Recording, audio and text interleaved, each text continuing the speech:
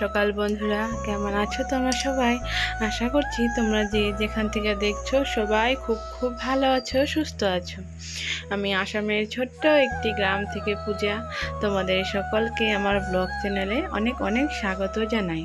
তো বন্ধুরা, ঘুম থেকে উঠেই দেখি আজকেও সেই বৃষ্টি। তো ওই জন্যই আর কি করব, বৃষ্টির জন্য তো অপেক্ষা করে লাভ নেই, ওই জন্য বৃষ্টির মধ্যে কাজে লেগে গেলাম। তার মধ্যে আজকে আবার ওই যে আমাদের বাড়ির পেছন সাইডে যে একটা মাঠ আছে, মানে খাল, তো সেইখানটায় না অনেক জল হয়ে গেছে, আর বাড়ির উপর দিয়ে অনেক লোকজন যাচ্ছে মাছ মারার জন্য। তো ভাবছি তাড়াতাড়ি কাজগুলো সেরে নেই, তারপরে আমরাও যাব মাঠে মাছ দেখতে। মানে আমার ভাসুরা গেছে ওখানে মাছ মারতে। তো চলো বন্ধুরা, উঠোনগুলো ছুঁড়ে নিই। আর আমাদের গ্রামের পরিবেশে না এরকমই হয়, বৃষ্টি মরদের দিন ভিজে ভিজেই সবাই কাম কাজ করে, কারণ গ্রামের মানুষের সব কাম কাজ বেশিরভাগ তোমার বাইরেই থাকে। তো এই দিনে যখন বৃষ্টি হয়, বৃষ্টি কিন্তু ছাড়ার কোনো নাম হয় না, মানে পড়েই থাকে। ওই জন্য বৃষ্টি ছাড়ার অপেক্ষা না করেই মানে কাজ আরম্ভ করে দিয়ে দেয় সবাই। তো দেখো, এদিকে আমার এই যে কালকে আবার উঠোনে এই যে মেয়ে আবার খ্যার নিয়ে এসেছিলো, মানে এই যে গরুকে খেতে দিবে খ্যার, তো সেখান থেকে এইখানটায় নিয়ে এসেছিল। তো রাত মানে সন্ধ্যাবেলার দিকে, তো তারপরে তার পরিষ্কার করা হয়নি বৃষ্টির জন্য, এই খ্যারগুলো একদমই লেগে গেছে। তো ওই জন্য ঝাঁটা দিয়ে ভালো করে ঝাড় দিয়ে নিয়ে যাচ্ছি। তো দেখো, এই যে আমার উঠান সরা হয়ে গেল, তারপরে চলে এসেছি বারান্দাতে। তো কালকে রাত্রে না অনেক বৃষ্টি হয়েছে, মানে সারা রাত্রি বৃষ্টি, আর খুব জোরে জোরেও পড়েছে। তো তার জন্য না এই বারান্দার টেবিল আর বারান্দাগুলো ভিজে গেছে। তো আমাদের বারান্দাটা না বেশি বৃষ্টি হলে বৃষ্টির ছেটাগুলো ছিটে এসে বারান্দার টেবিল মানে যা যা থাকে বারান্দায় সব কিছুই ভিজে যায়। তো কালকে রাত্রেও এরকম বেশি বৃষ্টি হওয়ার জন্য মানে চেয়ারও ভিজে গেছে, ডাইনিং টেবিল সব ভিজে গেছে। তো ওই জন্য এগুলো মুছে রেখে দিচ্ছি, কারণ কখন আবার কে বসে পড়বে, পরে আবার কাপড়টাই ভিজে যাবে। এইদিকে আবার টেবিল মোছা হওয়ার পরে কলের পাড় থেকে এক বালতি জল নিয়ে আসলাম যে বারান্দাটা মুছে নিব, কারণ আজকে সকালবেলার বারান্দাটা মোছা হয়নি, কারণ বৃষ্টি মানে থামেনি, ওই জন্যই আগে বাইরের কাজগুলো করে নিয়েছি, তারপরে এই যে লাস্টে বারান্দাটা মুছে নিতে এসেছি।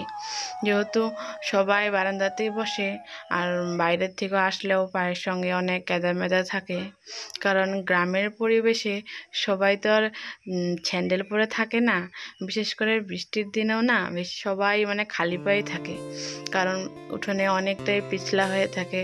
ওই জন্য যদি পিছলা পড়ে যায়, ওই জন্য দেখবে প্রায় মানুষই খালি পায়েই থাকে। তো ওই কারণেই বারান্দাটা নোংরা হয়, কারণ অনেক লোকজনই আসে, তো এই আর কি। তো চলো বন্ধুরা, তাড়াতাড়ি বারান্দাগুলো মুছে নেই। এইদিকে আবার বাইরে অনেক কাজ রয়েছে, মানে যে বাবলির অনেক কয়টা ড্রেস আছে, মানে কালকে ও বৃষ্টিতে ভিজেছিল, তো সেগুলো আবার ধুয়ে দিব। তো তারপরে দেখো, এই যে দাদা ভাই বললাম যে ওই মাঠে গেছে মাছ মারতে, তো সেখান থেকে দেখো এই যে জ্যান্ত এই মাছগুলো নিয়ে আসলো। তো জানি না তোমরা কে কি বলো মাছগুলাকে, তবে আমরা এটাকে মানে তুরি বইটা এইভাবে বলি। আর এই দেখো, আমাদের বাড়ির পিছনে এই বিলটা মানে একটাই জল হয়ে গেছে, আর এই দেখো বৃষ্টিও মানে আগের থেকে অনেকটাই জোরে জোরে পড়া আরম্ভ হয়ে গেছে। তো এখন এই বৃষ্টির মধ্যেই আমরা যাব সেই মাঠে, মানে এই যে এখান থেকে আমরা ওই যে ঠাকুরের মূর্তি বানানোর জন্য মাটি নিয়ে এসেছিলাম, তো সেই জায়গাটাতে। তো চলো বন্ধুরা, এই দেখো, আর এই যে দেখতে পাচ্ছ রাস্তার সাইড দিয়ে অনেকটাই জঙ্গল, তো এইখান থেকে কিন্তু আমি ওই ঢেঁকি শাকগুলো তুলে নিয়ে যাই, মানে অনেকটাই পরিষ্কার। এই দিক দিয়ে ওই যে মাঠে গরু নিয়ে যায়, মানে আরও ছাগল টাগল সব এখানে বেঁধে রাখে। তো বর্ষাকালে এইখানটায় না একদমই জলে ডুবে যায়, তো ওই প্রচুর মাছ হয়, তো সবাই মাছ মারতে আসে, মানে আমাদের গ্রামের একটা বাড়িও নেই যে মাঠে মাছ মারতে আসে না, প্রত্যেকটা বাড়িতে আসে। আর ওই দেখো মামা ওই যেখানে মাছ মারছে, আর ওই দেখো ক্ষেতগুলো একদমই জলে ডুবে গেছে।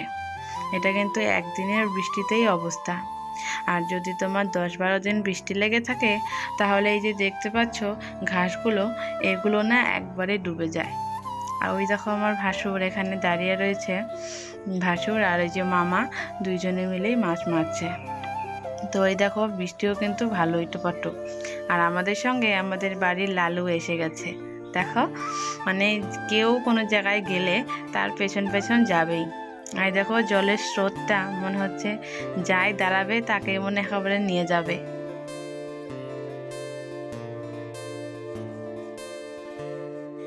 এইবার না মাছের মানে এতটা মানে ঝাঁক আসেনি।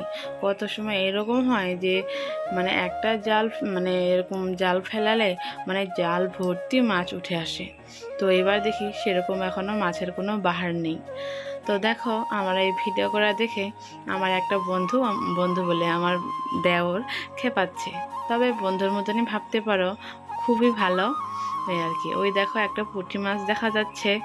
তো আমি তো পুঁটি মাছ ভীষণই ভালোবাসি। আর আজকে এখান থেকে আমার ভাসুরও নিয়ে গেছিল মাছ, তো সেই মাছেরই চচ্চড়ি বানাবো ভাবছি। তো এই দেখো মামা এই যে জলের স্রোত দেখে এর মধ্যেই জালটা ফেলে দিল।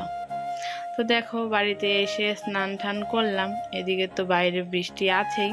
তো ওই জন্য ভাবলাম বারান্দাতে কাপড়গুলো মেলে দিই, নাহলে যেগুলো ধুয়ে দিয়েছি বাইরে যদি মেলি তাহলে বৃষ্টিতে আবারও সেই একই অবস্থায় হয়ে যাবে। তো যেহেতু জায়গা ঠাগা নেই ওই জন্য বারান্দাতেই মেলে দিচ্ছি। আর এদিকে আমার মেয়ে সকালবেলা পিছলা পরে মানে 3-4টে প্যান্ট নোংরা করে ফেলেছে। মানে একটা এই প্যান্ট, তারপর আরেকটা ওই প্যান্ট, এরকম করতে করতে 3-4টা প্যান্টই বের হয়ে গেছে। তো ওই জন্য ওই সবগুলোই ধুয়ে দিলাম। আর কি করব বলো, কারণ ওইরকমভাবে রেখে দিলে প্যানে ছিটি পড়ে যাবে। তো ওই আর কি। চলো বন্ধুরা দেখতে থাকো। আর চ্যানেলে যদি নতুন বন্ধু হয়ে থাকো তাহলে চ্যানেলটাকে অবশ্যই একটা সাবস্ক্রাইব করে দিও। তো এইদিকে আবার কাপড় মেলতে মেলতে তোমাদের দাদাভাই অনেক সবজি বাজার নিয়ে এসছে। তো মোটামুটি তোমার 12টা বেজেই গেছে। তো তার মধ্যে এবার আমার কাকা শ্বশুর নিরামিষ খায়, ওই জন্যে আজকে ডাবল রান্না করতে হবে, কারণ নিরামিষ। আবার এদিকে মাছও এনেছে। তো চলো আজকে ভাবছি কচু রানবো। তো কচু দিয়ে মাছ দিয়ে তরকারি করব। আর এই কচুগুলো খেতে না খুবই টেস্টি লাগে। আর এই জায়গাটুকু দেখতে পাচ্ছ, ওই জায়গাটা থেকে বড়ার জন্য কেটে নেব। আর এই বড়টার থেকে তোমার ছোট্ট ছোট্ট করে মানে গুটি গুটি করে কচুগুলো কেটে নেব মাছের ঝোলে দেওয়ার জন্য। তো চলো বন্ধুরা কচুটা কেটে নিই। আর আমাদের এখানে বর্ষাকালে এই কচুটা মানে খুবই প্রচলন, মানে খুবই ওঠে বাজারে। আর খেতেও ভালো লাগে। আমাদের তো প্রত্যেক সপ্তাহে আনে কচুটা। তো কিছুদিন আগে খেয়েছিলাম। আর এই কচুর বড়া বানালে বড়াগুলো সেই টেস্টি হয়।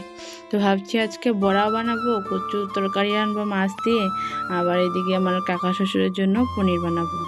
তো চলো বন্ধুরা রান্না বাড়ার জোগাড় করে নিই, পরে কথা হচ্ছে আবার।